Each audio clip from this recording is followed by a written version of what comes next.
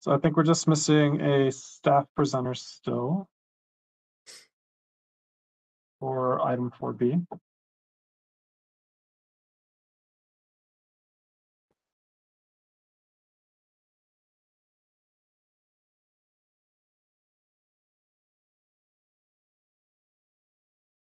I'm sorry, 4A, actually, not 4B. Yeah, Matt, were you gonna take 4B or is Gary's trying to get in right now for the I had trouble getting in also. I'm not sure what's going on. So Yeah, no, Councilmember Murillo got kicked earlier this morning and then had trouble getting back in as well. I'm not sure something's up with our WebEx servers. okay.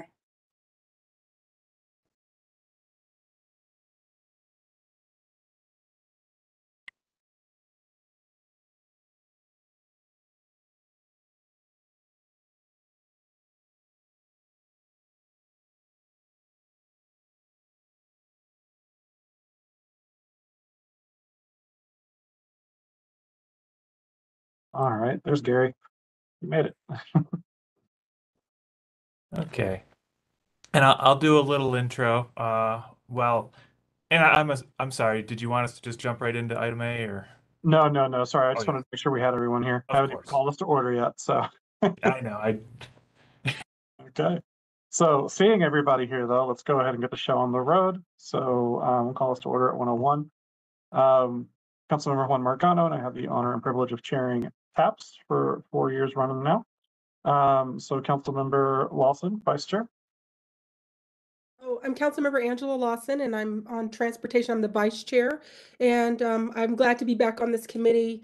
I've been on this committee for I think about 4 or 5 years throughout my tenure. So Glad to have you back. And Councilmember Medina. Yes, Councilmember Medina, Ward 3. This is my first time on TAP, so thank you. All righty, let's move right on to item number 2, the approval of the January 26th meeting minutes. I do not have any revisions. Councilmember Lawson. no revisions for me. All right, so we'll go ahead and stand approved as Councilmember Medina was absent. All right, I don't see anything on consent, so let's move right on into general business. Item 4A, consideration for a resolution, to approve a resolution for an IGA between CDOT with CDOT rather, for the Smith Road multimodal design. I can't talk this afternoon. And we've got Gary on deck for this. And while Gary's sharing his screen, this is Matt Kazakowski, Transportation Project Delivery Manager. I'll just start with a little bit of that update, or not an update, recap on this project. So as you probably know, there were 4 calls for projects from DRCOG last year. The first 2 of the year utilized ARPA funds and really focused on short fuse projects with multimodal components.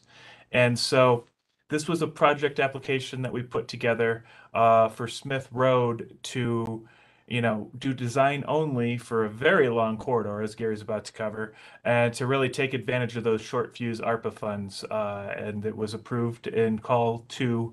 And the cool thing about it is, and I'm not trying not to steal too much Gary's thunder here, but because he'll cover it, but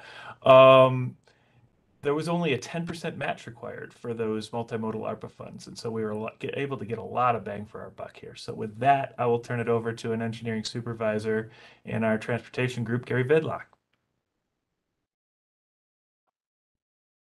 Can everybody hear me? Sure can. Okay, perfect. Hi, I'm Gary Vidlock, and as Matt said, I'm an engineering supervisor in the TPD group. And I'll be presenting the IGA between CDOT and the city for funding for the Smith Road multimodal design project. And there we go. Okay. So this was, as Matt mentioned, this was TIP funding under DRCOG, fiscal years 22 to 25. We submitted under the Adams County sub-region for this funding. The criteria for the projects under this grant is air quality and multimodal projects only. The goal for this project is to provide safe options for multimodal travel for the entire length of the corridor. And the Smith Road corridor has been identified by DRCOG as part of the high injury network. It also intersects with Peoria and Chambers, which are identified as two critical corridors. And so there's several safety factors that lead to the safety concerns along the corridor. Non-contiguous pedestrian facilities. There are a lot of segments out here that do not have sidewalk on or any kind of a bike trail on either side of the road. So we're looking to provide connectivity for the whole corridor. There is a high volume of truck traffic along the corridor and multiple bus stops without any direct access to sidewalk along Smith Road. The scope of the project, we're going to be confirming the corridor programming for the existing and proposed land uses to make sure that type of roadway section we're using is congruent with the existing and anticipated uses. There's going to be a public outreach segment to the scope or portion of the scope to hear stakeholder concerns and address them. We will be coordinating with CDOT to determine the NEPA clearances that will be required for the Smith Road corridor. And in the project will ultimately be progressing the conceptual design. It's at about a 10% level right now that was submitted with the application. We're going to take that to 60% design plan level. And as we do that, we're going to have to break up the corridor into segments and then determine how to phase that and how to prioritize that, which sections of the corridor have higher priority to be built sooner than others. So here's a map of the project area. It's about 9 miles long, as Matt mentioned. It is bound on the west by Peoria Street, and it goes all the way out east to Powhatan Road. I'm sorry, my mouth is a little jumpy there.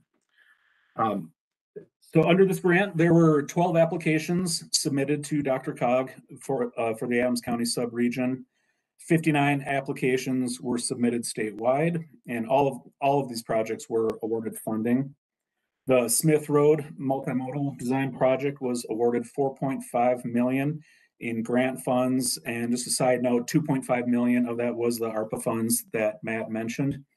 And also, as Matt mentioned, there's a 10% city match of $500,000.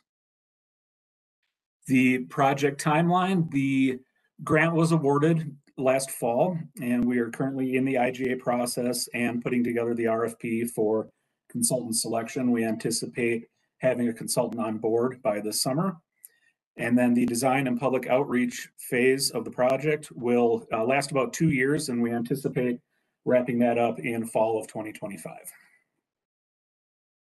A question for the committee: does the committee support moving the IGA forward to the next available study session? And with that, I'll open it up to questions. All right, thank you so much for the presentation, Gary. I'll defer to my colleagues first. Councilmember Lawson. Yes, thank you, Gary, for the presentation, and this is exciting. How many engagement sessions are you planning to have during the duration of this project to collect information from stakeholders?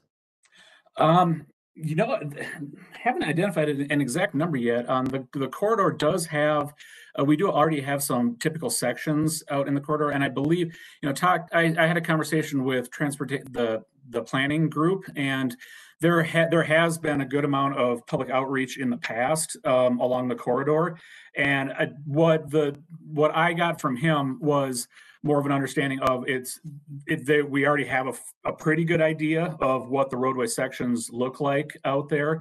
And I think it's more of confirming and making sure that it works because I don't know how long the sections were, how long ago the sections were created, but it's more of confirming that it works with what is going out there today. Okay, thank you for addressing that question, and I'm fine with moving it forward, Councilmember Marcano. Thank you, ma'am. Councilmember Medina. No question for me, and I'm good. Go ahead to prove it as well.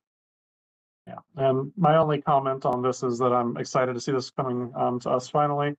We did discuss this in the subcommittee for Arapahoe County, even though this project is in Adams. It's still it's an area that is very important for the city and the region. So and also that match is just, that's great. We definitely have a lot of bang Agreed. on that one. So well done, everybody. And I strongly support this moving forward. Great, thank you. All right, thanks for the presentation. So moving on, 4B, Roadway Infrastructure 2023 Maintenance Program. We've got Nicholas Johnson on deck. Hi, good Councilmember afternoon. Marcano. Oh, sorry. This is Lynn Center, Deputy Director of Public Works, Hey, Lynn. in charge of operations. Hi.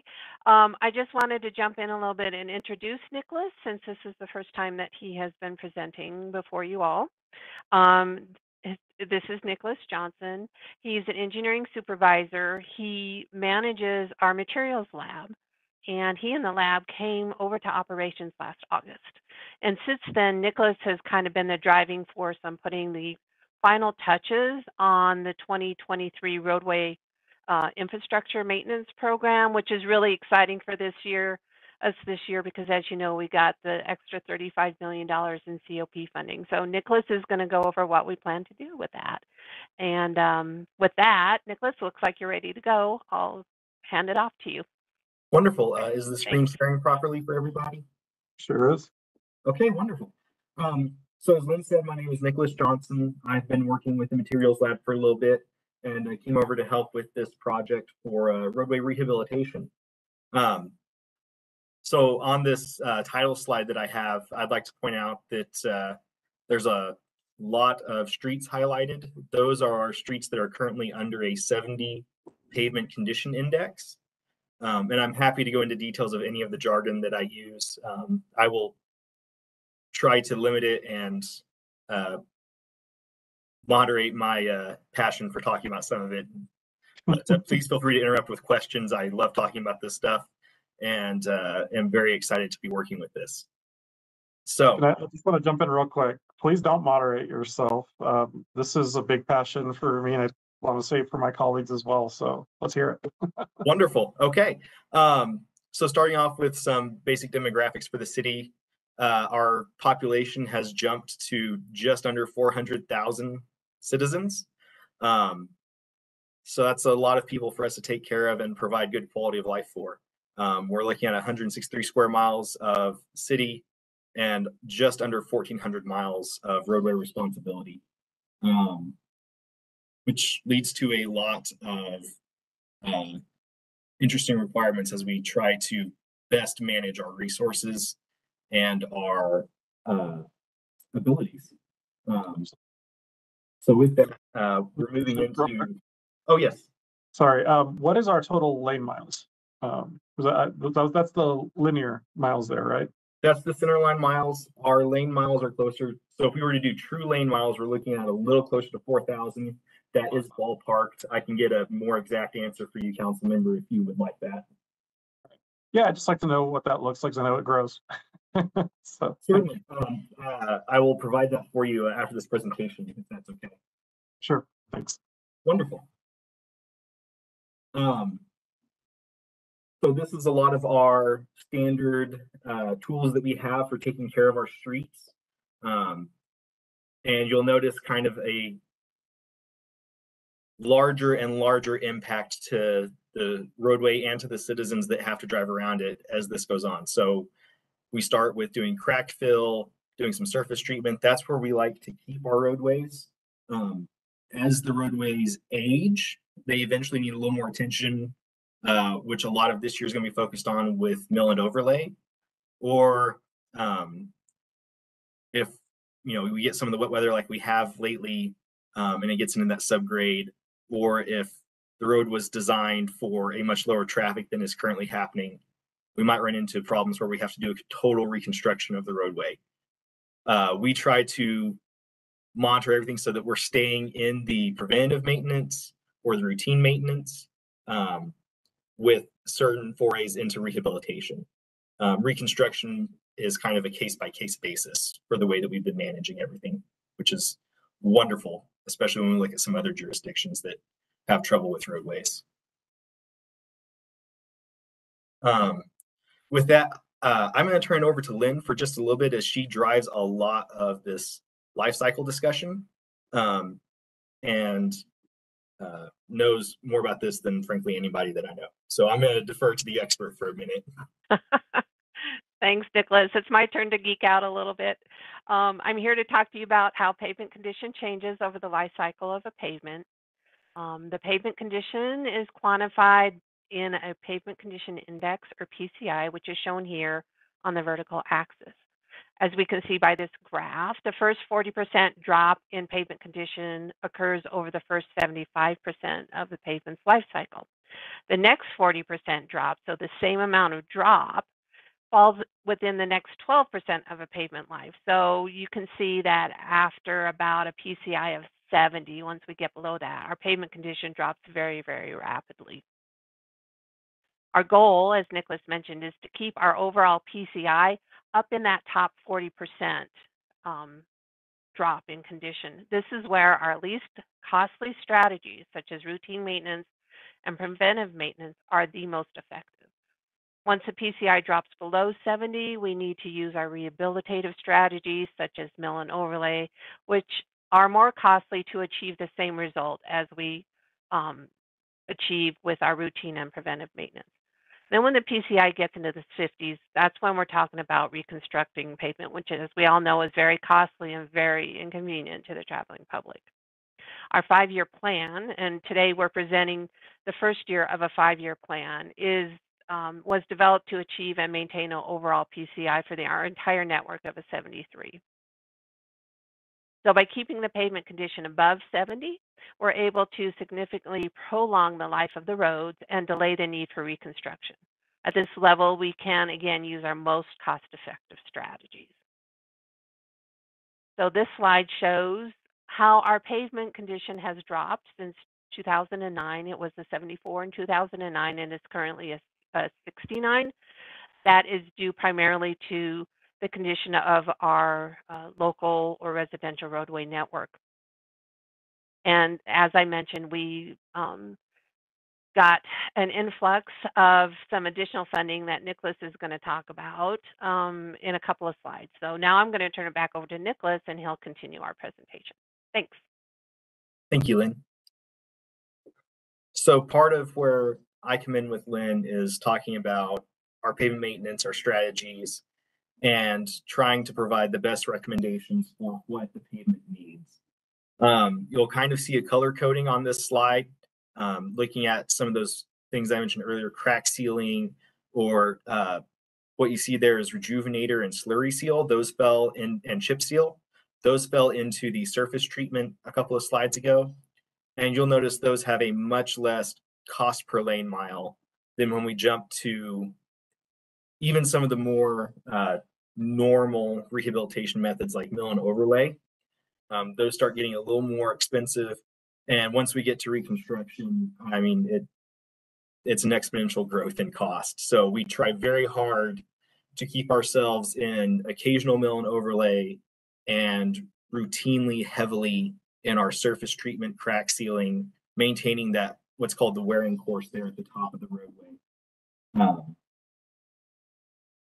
As it's very clearly, the most effective use of the dollars that we're entrusted with. Now, sometimes for effective use, that means for everyone's safety, we do have to go into reconstruct, but it really is a last resort if we can help it. So a little bit of the history of the program maintenance within the city. Before 2015, we had a cyclic program that looked at arterial, collector, and local roadways, really with occasional repave and site selection going heavily into there. That program was a little hurt in the 2008 economic downturn, which led to us having to do a restructuring when we really hit the pinch in 2015. Mr. McMiniman, one of my predecessors here at the program, did some very, very hard research work and came up with some new approaches to the program. And those kicked off in 2016, where we started doing more of a cyclic paving. So our goal with that, for those of you who aren't familiar, was every 15 years, we would go and do a mill and overlay or some kind of heavy repave operation on the arterials to keep those at the highest level. We would allow collectors to go 20 years in between paving cycles. And we would allow the local roadways to try to get to about 25 years. Now, as all of you are aware, as you've seen on the maps, we have a lot of local roadways. And so as we were trying to be good stewards in our program, we had to make some decisions, and it was deemed safer to keep the arterials and the high-use collectors at the highest level of service for emergency roadways, for personnel travel, and that local roadways would be, the ones that were in good condition would be kept as good as we could, and the ones in poor condition were kept safe, which meant patching, sometimes heavy patching, to make sure that the vehicles weren't deteriorating too much as they drove across. But we weren't able to give them that proper mill and overlay, staying up into the upper end of our options. And thankfully now, with the COP funding that we have, a lot of this deferred maintenance that we've had for the past few years, we're going to get caught up on. And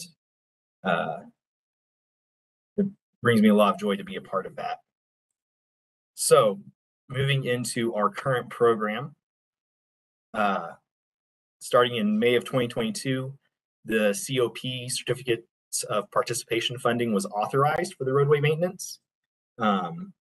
We reorganized our internal funding, going from about 5 program funds and consolidated those into the Transportation Maintenance Fund, which those are heavily involved. Those are earmarked for concrete repair, street maintenance and reconstruction, and then our in-house street maintenance crews.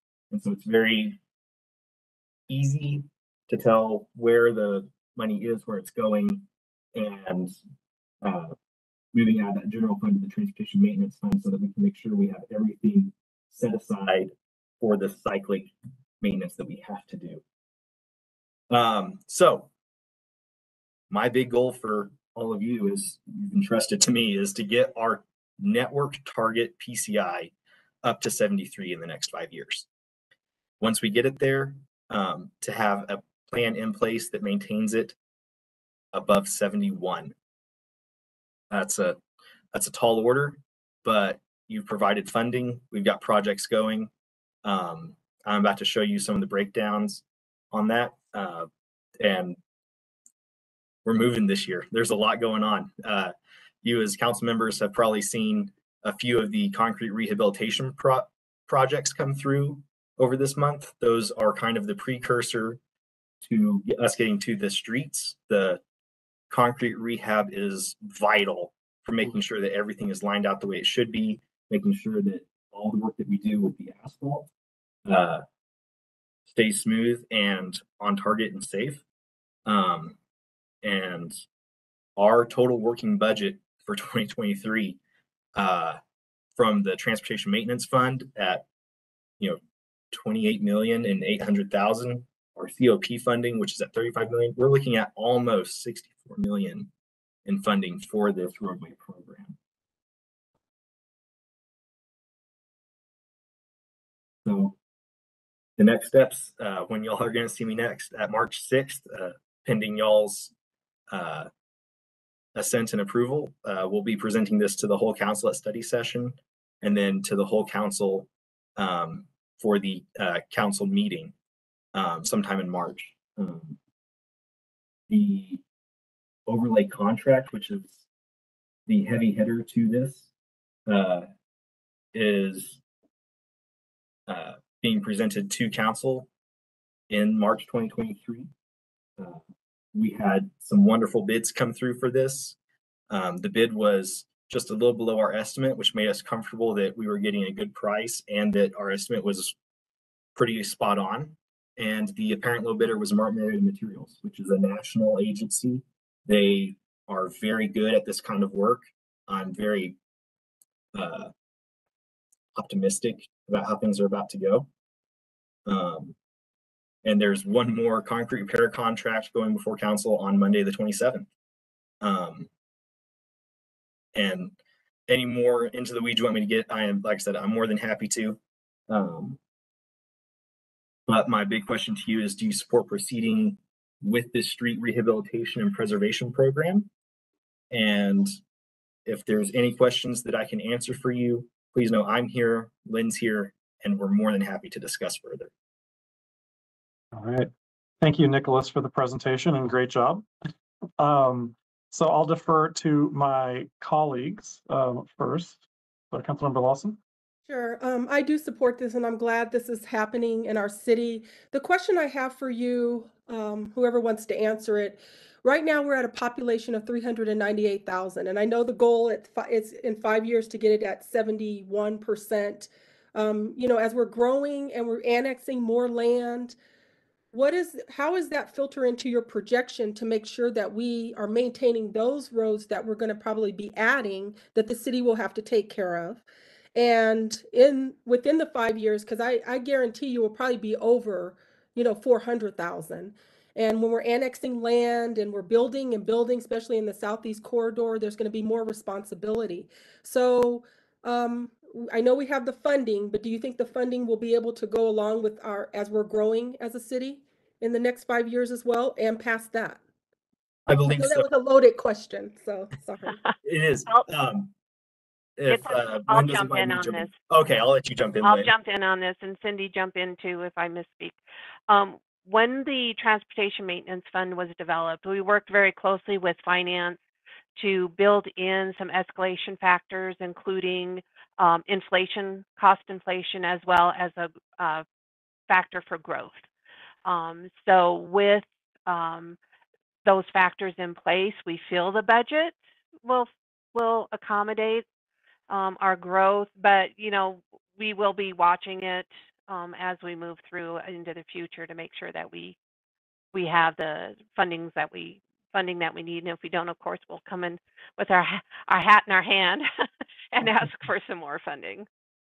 But we're fairly confident that we'll probably be pretty good for 5, maybe 10 years, because the new streets coming in should last for a period of time before they need any major work on them.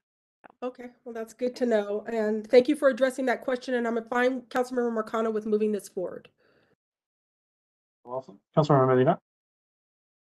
Yes, the only question I have, and you may or may not have this answer right here now, but so when you're going to do all these locations, right, are you going to pick certain areas that are most in need, or are you going to put some in every ward that needs those, or how are you prioritizing?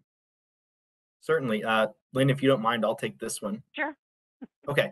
So I talked a lot about, you heard me use the acronym PCI, or maybe the words Pavement Condition Index. There's a lot that goes into that. Basically, all of the roadways were evaluated for how well they drive, what their crack condition looks like, what their deterioration or sustainment looks like. And that was turned into, let me go back to the front here. So I apologize for any motion sickness y'all get from going back about 3 or 4 slides. But that was turned into our cover maps here. And so the way we're selecting these is the more red that you see, the higher priority it is for us to correct. That's putting a very big blanket on it. But we have that data broke down as to which ones are being viewed as the worst. And we also take into account how much traffic goes on each road. So if there's one that's kind of middle of the pack, but it's heavily used by 2 or 3 subdivisions, we want to be able to catch that one, just for the quality of life for as many residents as we can. And I would add that for this program, for this year's program and the COP funding, we really tried to target areas that were at a PCI of 60 or below. And one of the very first group of neighborhood streets that we added back were neighborhoods that had been delayed back in 2015 when the program changed and we stopped doing residential streets. So the neighborhoods that we had planned to do in 2015 are now included in this program, so we can move forward and get those done. We tried very hard to select some work in every single ward, but we have some wards that the roadways are in better condition than in others. Councilmember Marcano knows that Ward 4 has some roadways that are in pretty decent condition, so there's not quite as much work in Ward 4. But we did try to make sure that there was some work in every single ward. And we do that every year, as we try to make sure there's some work in every ward. Great. Thank you for the information. And yeah, I'm supportive of moving this forward as well. Thank you. And Councilmember Marcano, I have your answer on the lane miles. You want it? I'm showing 4,233. All righty. And how much has that grown just year over year? I don't know year to year. It really depends on what development happens. I know since I started, we've grown about 46%. A lot of road. Yep, yep. It All was right. just under 900 centerline miles when I started. Wow. All right. So I do have a couple of questions. So the first is about the bidder. So I saw that y'all advertise it as the lowest bidder got awarded. And whenever I see that, I get a little bit of, anxiety. Nicholas, you mentioned that this contractor is if I heard you correctly, a national group? Yes, So Mark they're Marriott working across the Materials. country? Okay. And we're certain that they're the most qualified out of that. So I'm looking for best value, right? Exactly. My concern is we always shoot for the lowest bidder. Well, does that necessarily mean you're going to get the best work, right? So Mark Marietta, they actually do some highly special work where they will do work in New York City that requires them to ship out from their plant in Michigan to get the specs. So I know that whatever we ask them, we can get. Now, if we start asking them to do something like that, that is, of course, New York City has an insane budget for their stuff. Yeah. We're not asking them to do anything like that. But for comparative sake, I know that they can do anything I ask them to. They've also done work for us before. They've had our contracts in the past. Yes. A little bit distant past, but they've done work with us before. And they've been one of them- heavily in the rotation for CDOT work for the highways for the state. Okay. All right. So their experience and they have a good reputation. All right. Wonderful. Thank you for that. So the second question I have, and Lynn, you kind of set me up a little bit for it with the, roads in Ward 4 are in really good condition. Because maybe this is anecdotal, but I've been doing a lot of driving since my back recovered. So I have noticed after this cold snap that we had last month, oh my God, the potholes are everywhere, to the point where it caused about $1,000 of damage to my car when I hit a really nasty one. But the quality I've noticed on Peoria, in a lot of our residential streets, is deteriorating really quickly. I think just because, we were below freezing more or less for like 2 weeks. So there was a lot of expansion and damage done to the road. So how is that going to impact the work ahead for our program here? Well, we're not necessarily changing our program because we have had it bid, but we do have, keep in mind, in-house crews, and they are right now they are responding to potholes as quickly as they can, but we can dispatch them to take care of any really severe damage. We've spent a couple summers rebuilding entire roads with that crew because they've completely fallen apart. On our arterial network, we can do a little bit of patching if it's a really long stretch. We have the ability to pull the contractor and have them do that for us. But right now, we're not really planning on changing our program for this year because of the potholes. We address them with the in-house crews. And if something's really bad this year, we'll make sure it gets on next year's list. All right. So I would normally just put in a council request on this, but since I've got y'all, I did want to let you know that northbound Peoria between Parker and Iliff, on the rightmost lane, right next to the curb and gutter, is just chewed up. And I don't know how much of that is from the ice and how much of that is from the construction that's currently happening on that stretch. But I'm having to like drive on the left side of that lane, if you know what I mean, just to avoid hitting all the potholes on the right. Also, I was out at Bella Vita yesterday, so our former municipal campus. We actually own still, there's a, if you open up our GIS, it says it's a private drive on Ironton there. But the city actually owns it.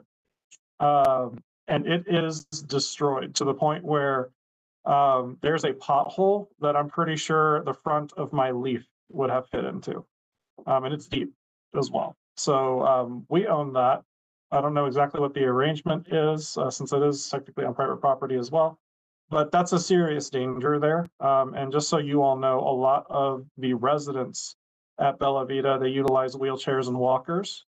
And there's not a sidewalk to get them to connect to where the crosswalks are across the Target parking lot there.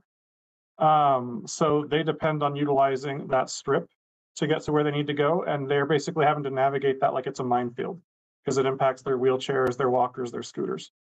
Okay. So just wanted to put that on your radar. Yeah, thank you for that. And we'll check into if there's IGAs or anything in place that set forth maintenance. If it is ours, we'll get our in-house crews out there and get that taken care of as soon as it warms up enough and we can get some mix going. Yeah. All right, great. And I'll add these to our public stuff so we don't lose How big track is of our them. pothole backlog as well? I wanted to ask. Oh, a lot. It's the open pothole requests now exceed our open ice requests. Oh my So gosh. just one side of town is about 100, just under 180 pothole requests.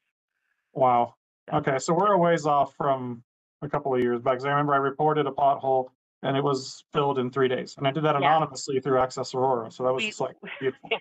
we are trying really, really hard to hold that, but weather interferes with us. And then it's kind of an odd time of year for us. Sometimes we can get mixed to fix them and sometimes we can't. So, Understood. yeah, but we All try. right. We try. All right. Well, thank you so much for the work y'all are doing, and I also support this moving forward to study.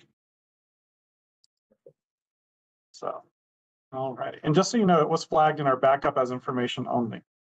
So, I'm not sure how that got mixed up, but still. Yeah, it was, and we usually have a question in there of, do you support it? This is the first year we've ever taken it. We'll be taking it to study session next. The first time we've done that, so we Okay. kind of felt we needed to have your support to move it to study session. So Understood. sorry for the confusion. It's all good. It's all good. All righty. So I don't see anything under miscellaneous matters. Do any of my colleagues have anything they'd like to bring forward, or staff? Seeing heads shaking. Anticipated topics for our next meeting. I'm sorry, I'm not prepared. I'm pulling that up right now. Just give me 2 seconds. I should have had this ready. All right. I guess we can wait.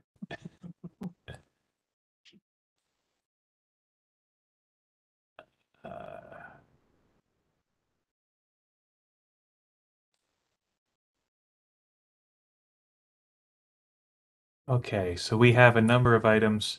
And Ellie, if I could share my screen, please.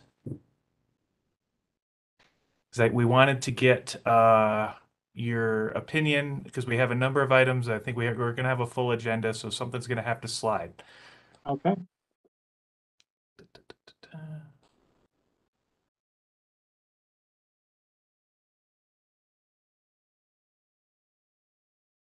Oh, you weren't supposed to see my background. It looks like a much nicer place to be. Was it 11 degrees outside right now? So Okay, so we had a few items for discussion here.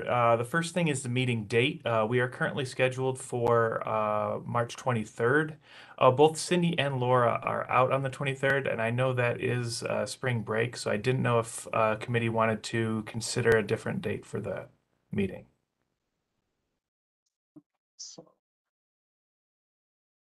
Yeah, if folks are not going to be available, I think it makes sense to move the date. So since the conflict is on y'all's end, what would work best for you? Probably the following week, because it's actually spring break. So that has caused a little bit of a hiccup in our schedules. Sure, sure. So the 30th? I think.